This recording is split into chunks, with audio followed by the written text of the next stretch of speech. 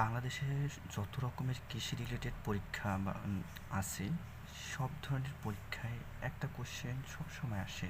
সেটা হচ্ছে বাংলাদেশের বীজ বিধিমালা 2020 অনুসারে বীজকে 4 শ্রেণীতে ভাগ করা হয়েছে। এই এই 4 শ্রেণীতে ভাগ করা হয়েছে বলে প্রজনন বীজ, ভিত্তি বীজ, প্রত্যায়িত বীজ, মনোঘোষিত বীজ।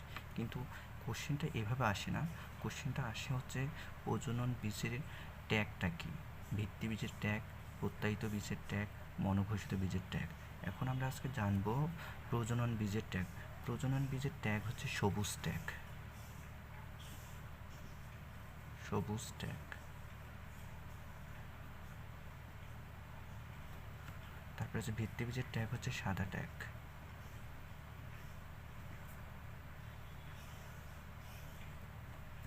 প্রত্যায়িত বীজের ট্যাগ হচ্ছে নীল ট্যাগ।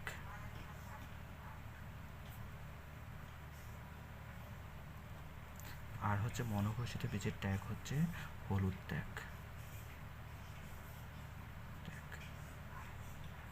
প্রত্যেক বছর এই কোশ্চেনটা রিপিট হয়। যেমন কোশ্চেনে থাকতে পারে যে ভিত্তি বীজের ট্যাগ কোনটা, সবুজ, সাদা, নীল, হলুদ, এই 4টার মধ্যে একটা দিতে হবে। তো হবে ভিত্তি বীজের ট্যাগ হচ্ছে সাদা ট্যাগ।